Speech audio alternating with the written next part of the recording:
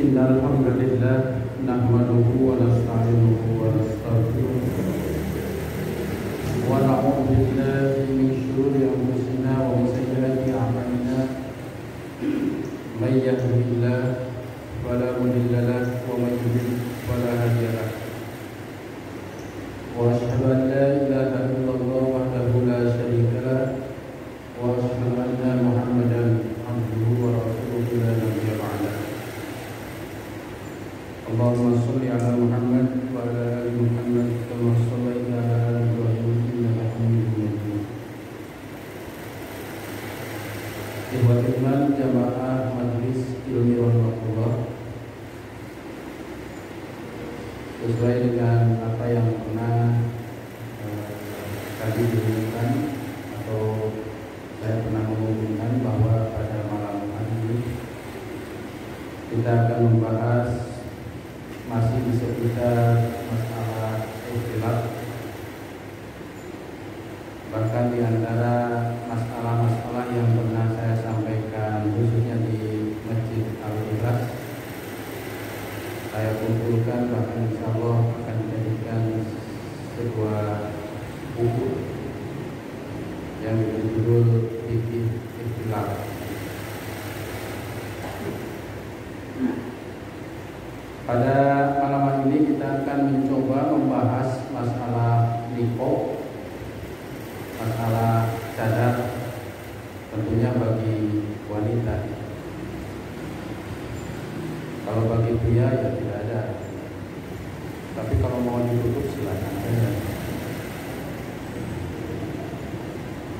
Dalam persoalan cadar, memang di kalangan para ulama terjadi perbedaan pandangan, perbedaan pendapat, terutama di kalangan mazhab fikih seperti Hanafiyah, mazhab Hanafi atau Malikiyah, Syafi'iyah dan Hanabilah. Ada perbedaan pandangan. Hanya di antara keempat mazhab ini tidak ada yang menghukum niqab ini menghukum mubah, apalagi haram. Tidak ada di antara empat mazhab ini yang menghukum niqab itu sebagai perbuatan yang mubah atau perbuatan yang haram, termasuk mungkin istilah kita perbuatan bid'ah. Bahkan di antara empat mazhab ini ada yang menganggap wajib, ada yang menganggap sunat. Itu saja. Berarti kalau wajib aurat wanita seluruhnya, iya. Kalau menghukum wajib. Kalau menghukum sunat berarti aurat wanita itu tidak sepenuhnya. Ada hal-hal yang perlu, ada hal-hal yang wajib ditutup, tapi yang ditutup juga tidak menunjukkan sebagai sesuatu yang mubah, yang biasa-biasa, tapi masuk dalam mustahab atau mandubah atau sunat. Nah, di antara yang menghukum niqab ini sunat atau dianjurkan adalah mazhab Hanafi. Mazhab Hanafi atau Hanafiyah berpendapat bahwa wajah bagi wanita itu bukanlah aurat. Akan tetapi, nah ini yang akan tetapinya. Akan tetapi memakai niqab, memakai penghalang, memakai cadar lah katakanlah, hukumnya adalah dianjurkan atau sunat. Dan hukum niqab juga bisa menjadi wajib jika dikhawatirkan menimbulkan sebuah fitnah kepada wanita itu. Memang di sini di dalam makalah ini atau yang saya tulis, yang disebut madhab Hanafi ataupun ulama-ulama Hanafiyah, mereka menganggap umpamanya Imam Muhammad Alauddin bahwa seluruh badan atau seluruh anggota tubuh wanita adalah aurat kecuali wajah dan telapak tangan. Illa wajhuha wa kaffaiha, illa wajhaha wa kaffaiha, kecuali wajah dan telapak tangan. Bahkan telapak tangan di sini adalah telapak tangan yang dalam, yang ini nih, menurut Hanafi. Ini berarti tidak menurut madhab Hanafi. Ini kan perbandingan dulu ya. Menurut madhab Hanafi yaitu Imam Muhammad Alauddin. Jadi ini bukan termasuk aurat. Telapak tangan bagian dalam ini juga tidak termasuk aurat. Nah mungkin sekalipun umpamanya tidak tahu ini madhab apa, wanita kan biasanya menutup ininya ya. Kadang-kadang ya. Ada juga yang tidak ya. Ininya tetap. Ada juga yang menutup semuanya. Baik ini telapak tangan bagian luar atau bagian dalam. Nah menurut madhab ini adalah ini nih yang termasuk telapak tangan paling dalam yang bukan aurat. Jadi ini termasuk aurat menurut Imam Muhammad Alauddin yang bermadhab Hanafi. Atau ulama yang lainnya, umpamanya As-Sarom Barali, ini juga termasuk ulama yang bermadhab Hanafi, bahwa seluruh tubuh wanita adalah aurat kecuali wajah dan telapak tangan dalam serta telapak tangan luar. Nah, di kalangan madhab sendiri memang ada perbedaan, tapi yang jelas di awalnya adalah bahwa wajah dan telapak tangan itu bukan merupakan aurat. Hanya di kalangan madhab Hanafi ada yang mengatakan yang bukan auratnya itu dalamnya, ada yang mengatakan yang bukan auratnya itu dalam dan luar. Jadi tetap saja itu merupakan bukan aurat menurut madhab ini.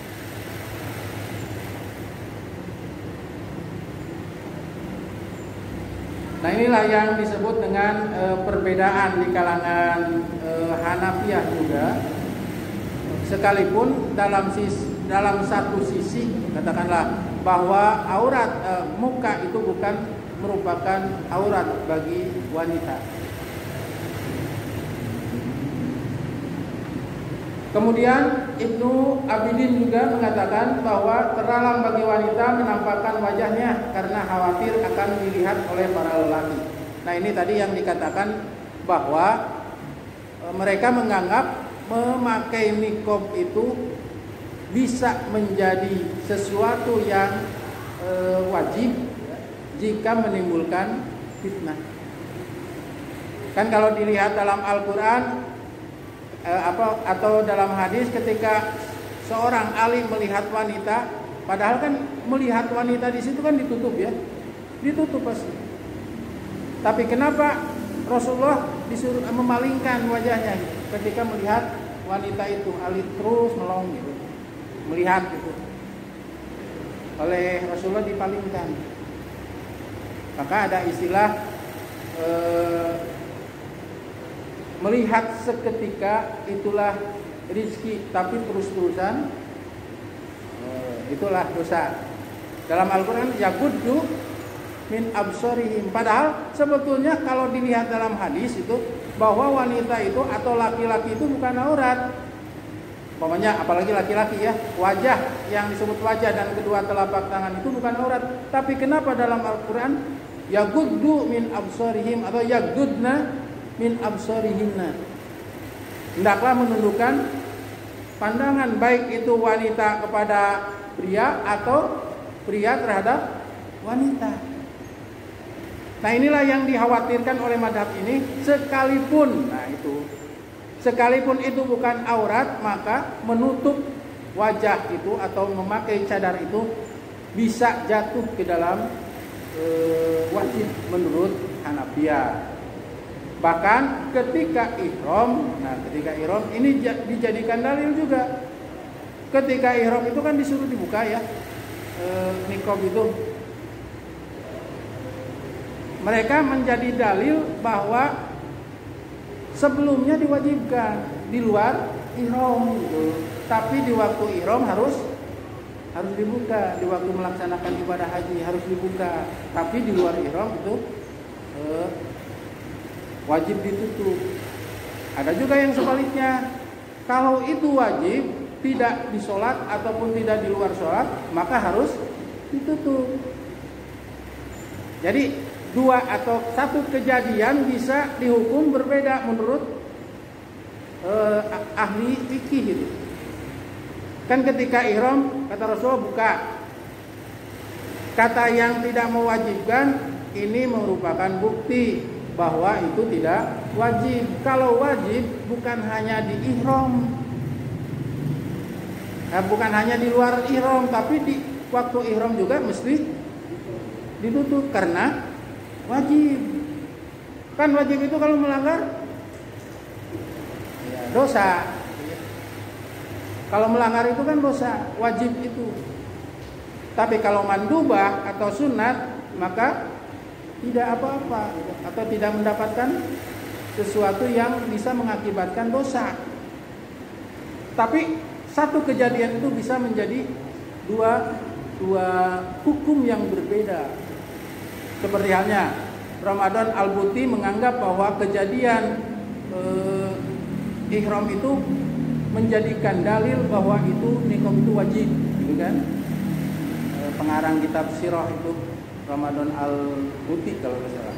Itu menganggap wajib. Tapi seperti ini Hanafiyah tadi, bahwa ketika ihram bisa dibuka, ini menunjukkan bahwa wajib karena itu mesti ditutup ketika di luar ihram. Tapi nanti yang lain justru di situ sebaliknya, menganggap bahwa itu bukan syariat. Karena kalau syariat jangankan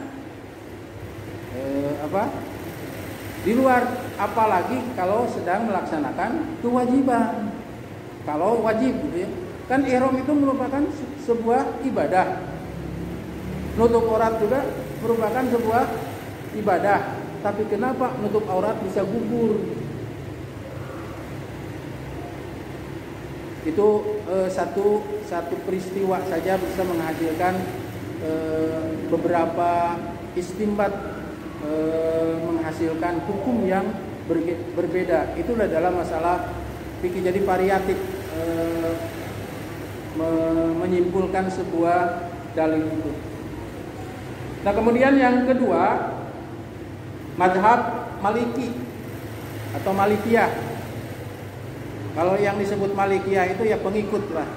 Bisa saja Imam Malikinya tidak menyebutkan, tapi pengikut atau ulama-ulamanya menganggap atau ada semacam tulisan-tulisan yang mengindikasikan bahwa itu merupakan sebuah hukum. Nah, mazhab Maliki berpendapat bahwa wajah wanita bukanlah aurat.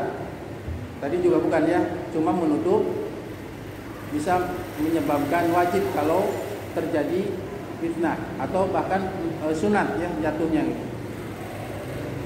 Namun memakai cadar hukumnya sunat juga, dianjurkan, hampir sama, dan menjadi wajib jika dikhawatirkan menimbulkan sebuah fitnah, hampir sama sebetulnya. Cuma memang ulama-ulama yang mengatakan hal itu berbeda. Ada yang umpamanya Imam Az-Zarqani itu bermadhab Maliki kan, kemudian Ibnul Arabi itu juga bermadhab Maliki yang mengatakan bahwa al-mar'atu kulluha auratun. Ibnul Arabi, wanita itu seluruhnya adalah aurat.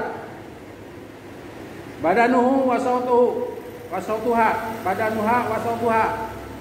Badan ataupun suaranya. Jadi suara wanita itu aurat menurut Ibnul Arabi. Makanya mereka berdalil seperti halnya sholat. Nah, saya pernah menerangkan ketika ada sebuah kekeliruan imam dalam gerakan, maka bagi wanita tidak mengucapkan subhanallah, tidak mengucapkan subhanallah, melainkan dengan menepuk tangan kan. Tapi bagi laki-laki subhanallah, pokoknya seharusnya bangkit, ini duduk. Kata makmum, kalau makmumnya perempuan tepuk tangan.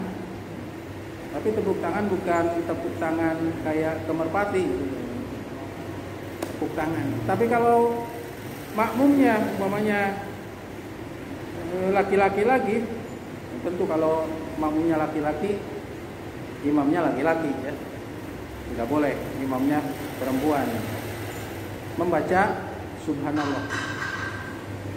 Jadi takfiful linisa, jadi tepuk tangan itu untuk wanita. Nah, ini juga dijadikan sebuah dalil, bukan hanya menghukum dalam masalah sholat, tapi dibawa ke ranah yang lain, bahwa suara wanita itu adalah aurat dan tidak boleh menampakkan wajahnya kecuali illa darurah, kecuali dalam keadaan darurat atau kebutuhan mendesak, au lihajatihi, atau lihajatin, atau karena kebutuhan yang mendesak. Kas syahadati alaiha, seperti persaksian untuk umpamanya membuktikan benar nggak ini itu adalah Fatimah. Nah, itu dibuka, itu boleh. Atau ketika melamar, nanti ada dalam bahasan hitbah bagi ulama madhab itu apa yang boleh dilihat. Nah, salah satunya yang sepakat itu adalah wajah. Cuma yang lainnya ada yang tidak sepakat, seperti betisnya lihat itu, atau tangannya dilihat, boleh dilihat, atau seluruh kepalanya, wajah dan kepala boleh dilihat. Tapi yang ijma itu adalah wajah. Malah imam madhab Dzahiri semuanya. Jadi apa yang akan menimbulkan ketertarikan. Jadi kalau madhab Dzahiri itu seluruhnya, tapi bukan oleh yang melamar dalam pengertian calon pengantinnya atau calon itunya, tapi ada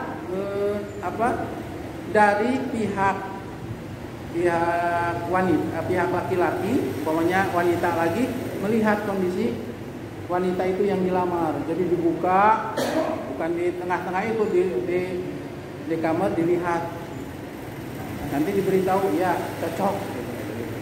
Itu madhab Dzahiri. Jadi madhab Dzahiri itu semuanya. Tapi kalau masalah wajah hampir sepakat.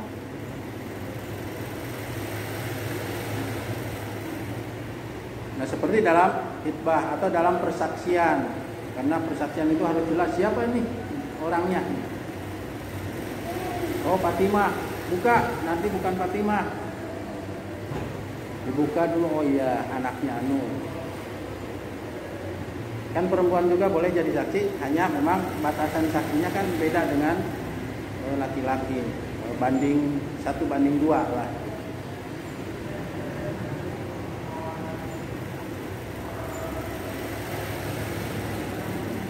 Atau seperti kalau mendesak itu pengobatan ya. Ini juga oleh Ibnul Arabi disebutkan, pengobatan kepada wanita yang semestinya ditutup kan harus dibuka sesuatu yang akan diobati itu darurah, illa darurah kas syahadati, seperti persaksian atau pengobatan, termasuk ya tentu saja melahirkan. Kemudian Al-Qurtubi juga, nah ini juga Al-Qurtubi termasuk madhab Maliki yang mengarang kitab tafsir.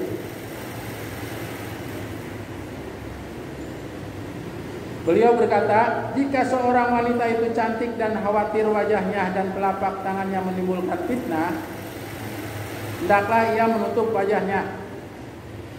Jika ia wanita tua atau wajahnya jelek, boleh baginya menampakkan wajahnya. Ini dalam tafsir Al-Qurtubi. Jadi tergantung, kalau masalah wajah itu tergantung tipe wanitanya. Kalau sudah tua gitu ya, kan dalam Al-Quran juga begitu ya, ada ya, ketika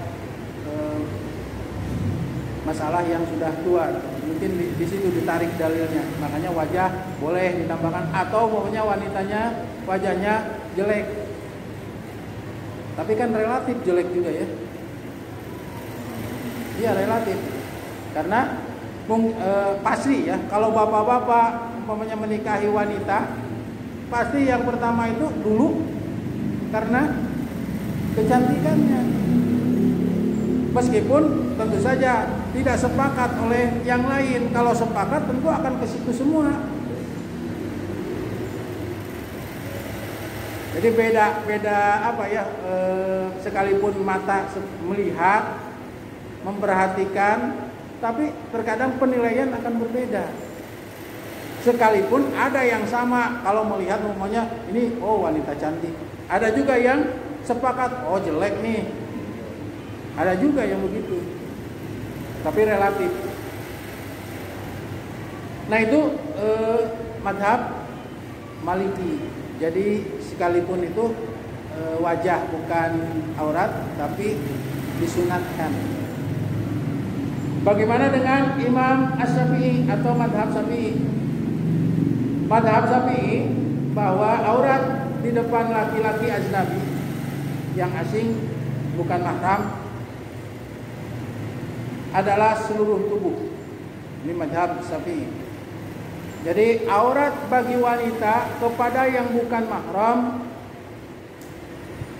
adalah seluruh tubuhnya tanpa terkecuali. Sehingga mereka mewajibkan wanita memakai penutup wajah atau yang disebut dengan cadar lah di hadapan lelaki ajnabi. Inilah pendapat yang paling apa ya istilah dalam yang paling disepakati atau pendapat yang muktamad lah dalam madhab Syafi'i. Sekalipun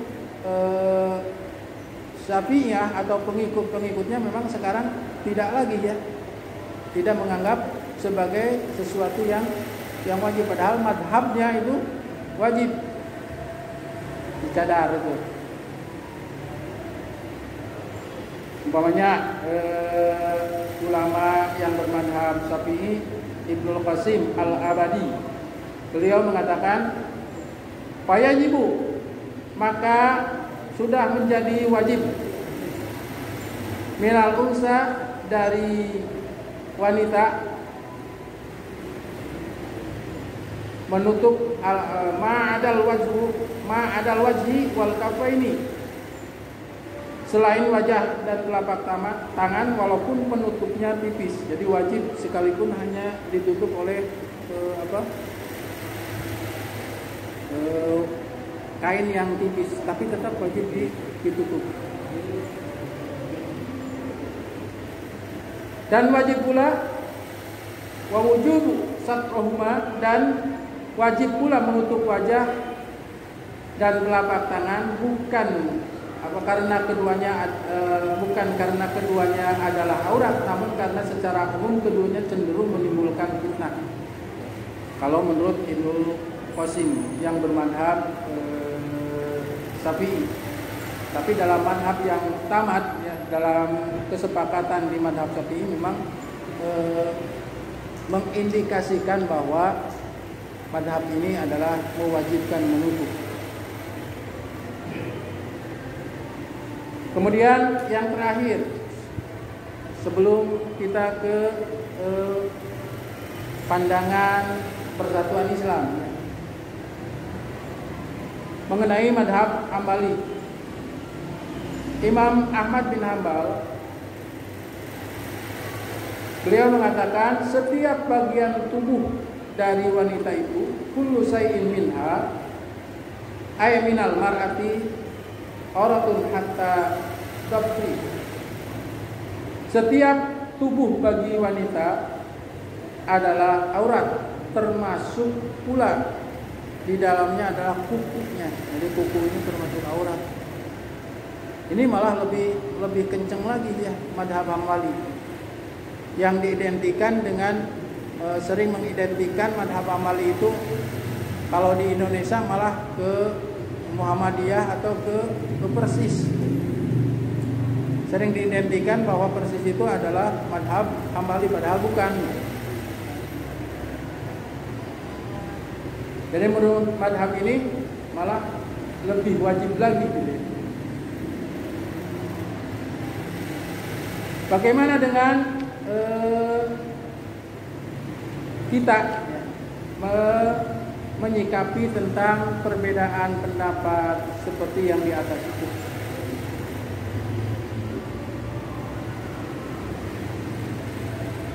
Jadi di kalangan madhab saja sudah terjadi ikhtilaf ya. Ada yang menyimpulkan bahwa memakai cadar atau jilbab itu bukan sekedar budaya Timur Tengah, namun budaya Islam dan ajaran Islam. Ada juga yang mengatakan bahwa itu sunnah saja, tapi tidak ada kepada yang mengatakan mubah atau biasa-biasa saja. Nah, bagaimana dengan pandangan umpamanya salah satu ormas Islam, Persatuan Islam yang ada di situ Majelis Ulama Persis atau Dewan Hizbah sekarang, terkait masalah yang tadi, masalah cadar? Dewan Hizbah atau Majelis Ulama Persis dulu menganggap bahwa cadar itu tidak termasuk kepada kewajiban bagi muslimah, tapi dihukum sebagai sesuatu yang boleh, mubah.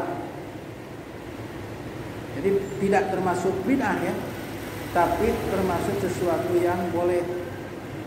Mau pakai silakan, enggak juga enggak apa-apa. Itu yang disebut dengan mubah. Jadi tidak menganggap ada orang yang pakai menutup kepala, kenapa, nanti ada alasannya. Bukan karena syar'i gitu alasannya.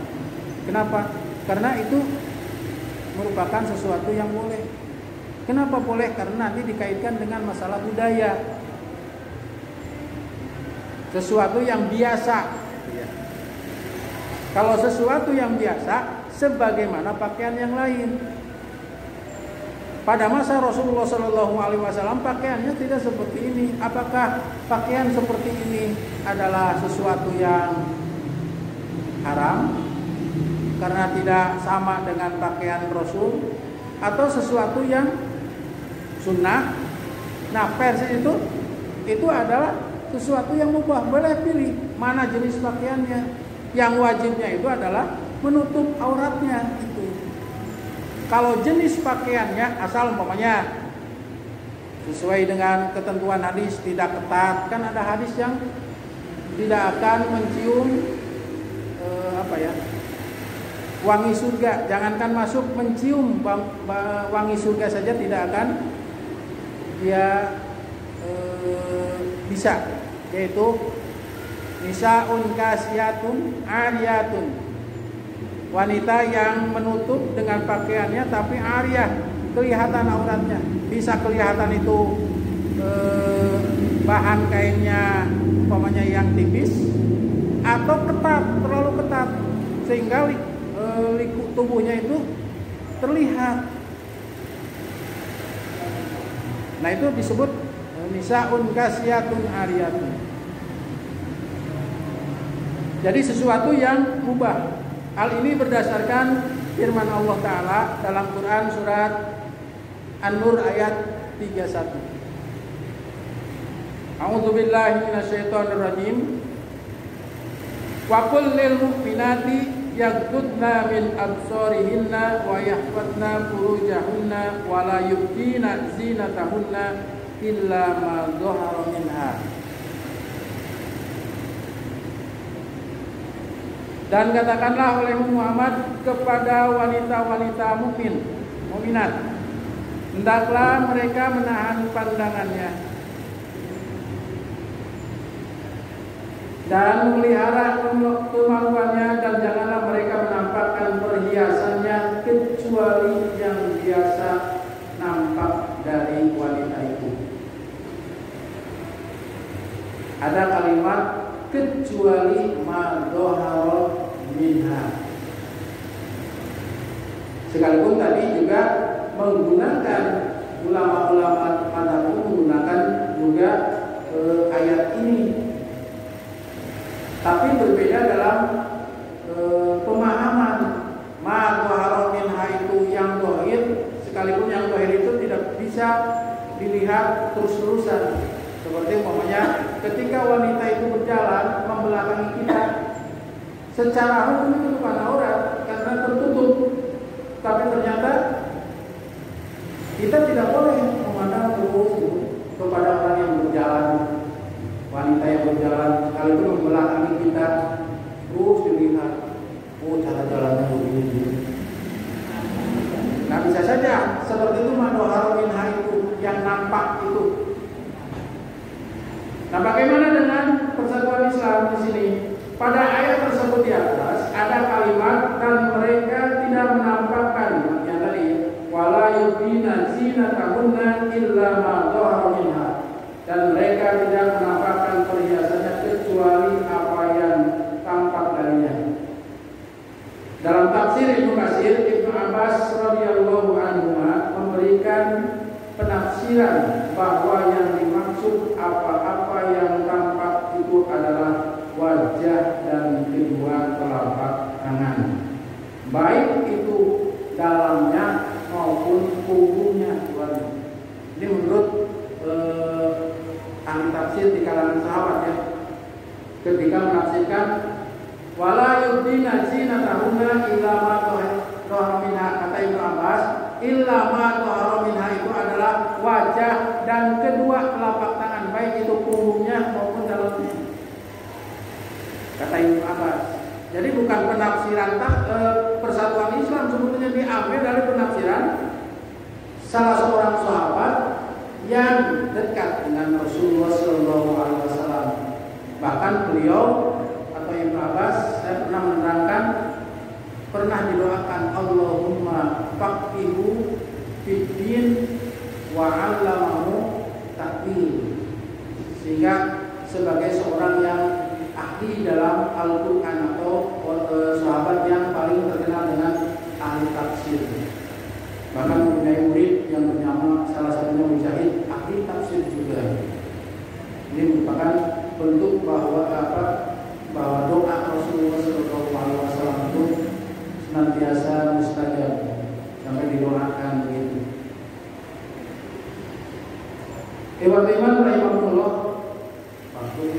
Mungkin 1 menit lagi ada, nanti dilanjutkan minggu depan mengenai masalah pandangan persatuan Islam. Agak lama kan. Mudah-mudahan sekalipun tadi bandingannya sebetulnya, supaya nanti ketika melihat sesuatu yang katakanlah berbeda dengan kita, kalau sudah tahu oh mungkin ini, tapi ada juga yang terjemah yang disebutkan, dan boleh jadi yang lain juga mengatakan itu, oh kepada kita tidak menutup aurat. Itu kan bukan hanya kita, karena mereka juga ketika melihat kita sama seperti sholat, ketika melihat sholat kita salah, tidak minna, padahal kita menganggap itu sunnah Rasulullah SAW.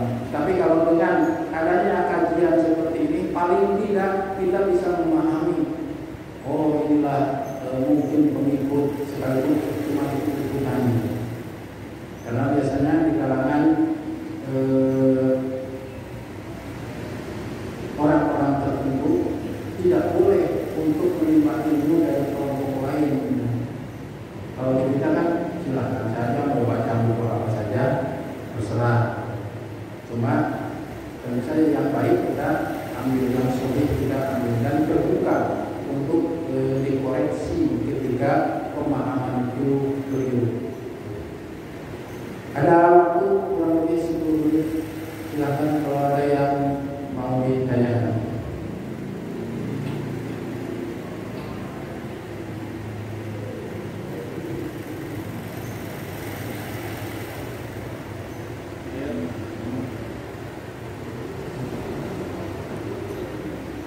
Oh iya.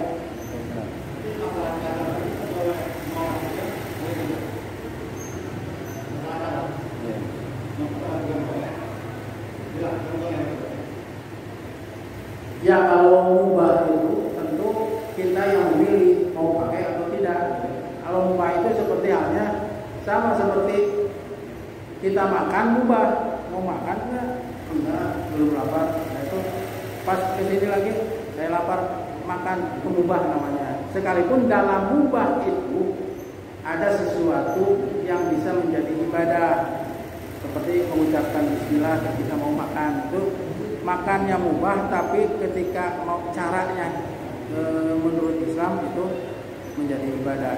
Nah, hukum dalam menurut persatuan Islam, hukum cadar itu adalah mubah. Artinya mubah itu dikerjakan tidak mengapa, tidak menjadi ada tambahan. Ditinggalkan juga tidak menjadi tambahan dosa, gitu.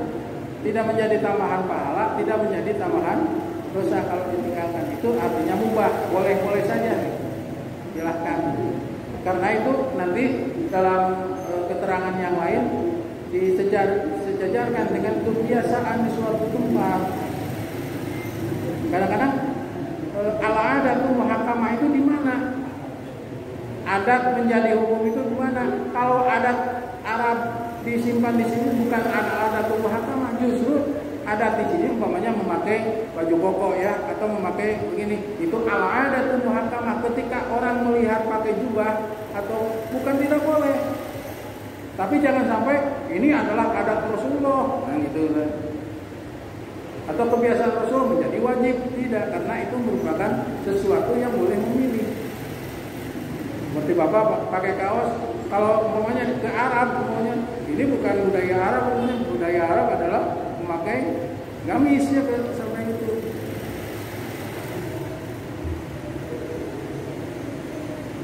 Tapi kalau dilihat dari perbuatan, memang sekarang itu agak ada perubahan.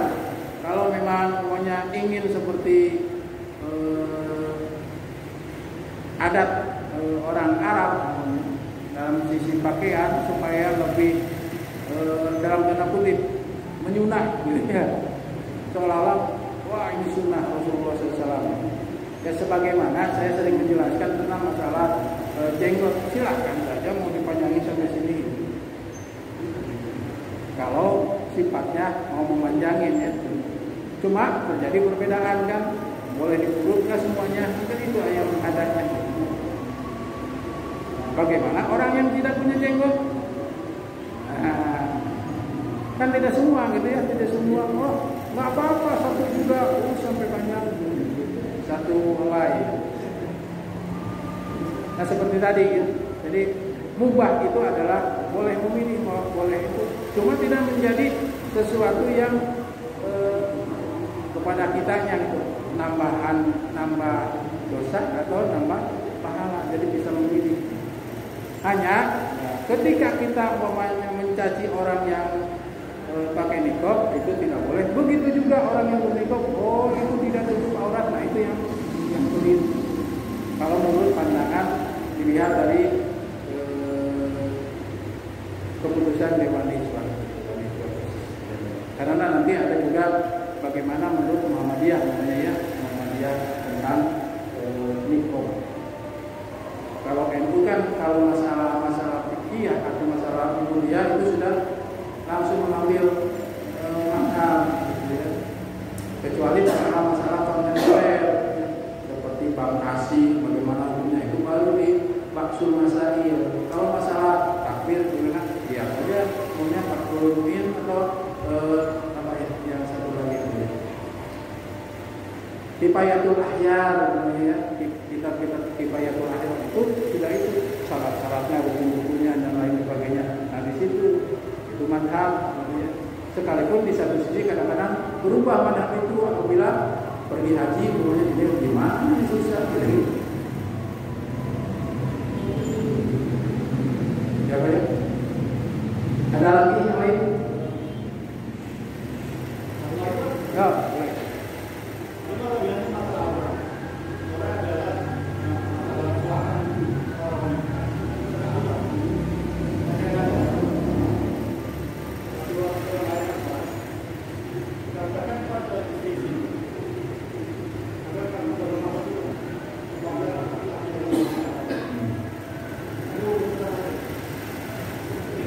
Ya, menurut madhab Hambali bahwa di antara aurat wanita itu termasuk suaranya. Ya. Mereka menganggap bahwa aurat wanita itu sangat mengganggu, disebut suara wanita itu sangat mengganggu, makanya disebut aurat. Tapi kan kalau suara kan tidak terlihat ya. Ya, suara itu tidak terlihat. Kalau dikatakan tidak boleh terlihat kan gitu kan. Ini kan sedang membahas masalah yang terlihat. Sekalipun dalam sholat itu memang suara wanita terkadang mengganggu. Tapi kalau diidentikan bahwa yang mengganggu itu semuanya aurat, nggak bisa juga gitu ya. Sesuatu yang mengganggu pikiran laki-laki, pokoknya dari wanita disebut aurat, maka nanti semuanya aurat. Batuknya aurat.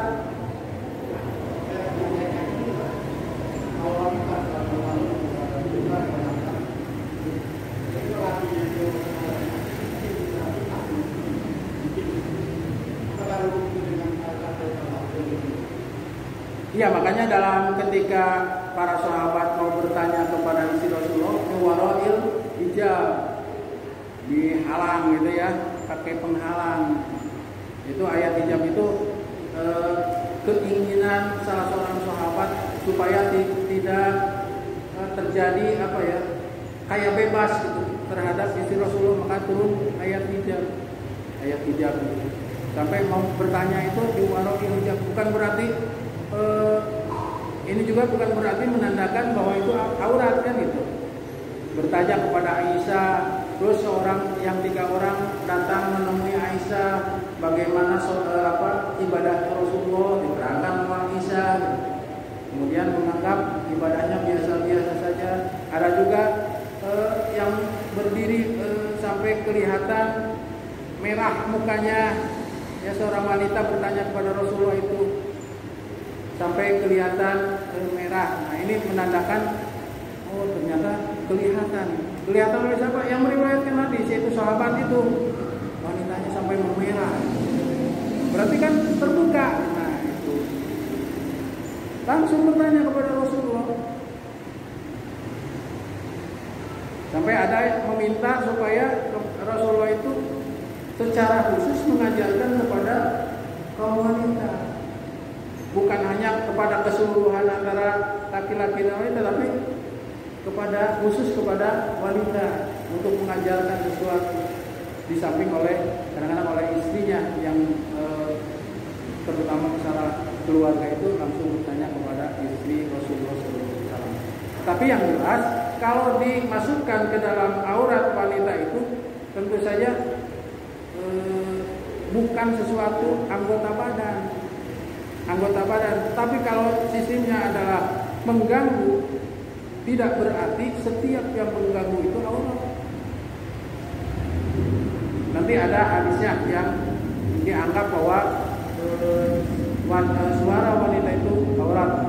Bagaimana penduduk hadis itu? Tapi kalau sekarang nanti tidak itu lagi, mudah-mudahan. Termasuk dari pihak umumnya Muhammadiyah masalah cadar juga. Yang lainnya cukup ya, sudah 10 menit. Mudah-mudahan apa yang barusan saya sampaikan sekalipun belum tuntas mengenai pandangan persatuan Islam terhadap cadar atau niqab, juga tentu saja kita akan melihat yang ada tentunya. Kalau